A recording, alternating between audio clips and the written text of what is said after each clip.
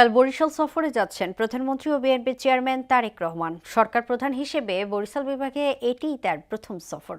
একে কেন্দ্র করে প্রশাসন, আইনশৃঙ্খলা বাহিনী এবং দলীয় নেতাকর্মীরা নিয়েছেন ব্যাপক প্রস্তুতি। বৃক্ষরোপণ কর্মসূচি, সাংগঠনিক সভা এবং দক্ষিণাঞ্চলের উন্নয়ন ভাবনা নিয়ে বরিশাল জুড়ে এখন বইছে উৎসবের আমেজ। তারিকুল ইসলাম তুহিনের তথ্যচিত্রে তাসিন তারিনের প্রতিবেদন। ২০২৬ সালে বিএনপি সরকার গঠনের পর প্রথমবারের মতো বরিশাল সফরে যাচ্ছেন দলীয় চেয়ারম্যান ও প্রধানমন্ত্রী তারেক রহমান। এই সফরকে কেন্দ্র করে বরিশাল জুড়ে চলছে ব্যাপক প্রস্তুতি। প্রধানমন্ত্রীর সফর সফল করতে সরকারি দপ্তর, প্রশাসন, আইনশৃঙ্খলা বাহিনী এবং দলীয় নেতাকর্মীরা সমন্বিতভাবে কাজ করে যাচ্ছেন। প্রধানমন্ত্রী জনাব তারেক রহমান আমাদের বরিশালে আসতেছে, এজন্য আমরা বরিশালবাসী সকলেই আনন্দিত। বরিশালে কর্মসংস্থান দ্রুত গতিতে করা হয়, তাইলে আমি মনে করি যে বরিশাল দ্রুত গতিতে ডেভেলপ হবে।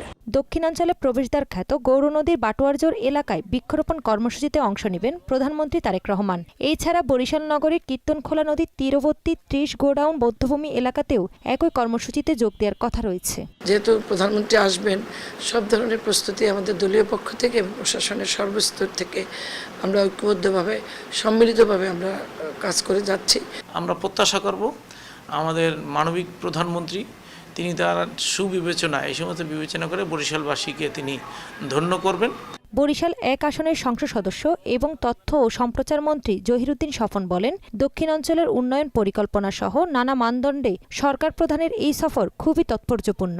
এবারে শুধুমাত্রই বৃক্ষরোপণটাকেই গুরুত্ব দেওয়া হচ্ছে এবং আপনারা জানেন যে আমরা ইতিমধ্যেই ফ্যামিলি কার্ড, ইতিমধ্যেই কৃষক কার্ড, তারপরে বিভিন্ন ধর্ম প্রতিষ্ঠানের আলেম এবং ইমাম মুয়াজ্জিনদের জন্য আমরা কার্ড দিয়েছি।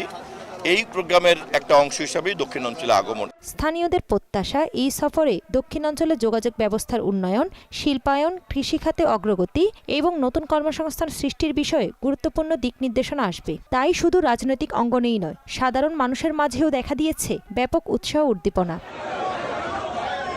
তাহসিন তারিন, মোহনা সংবাদ।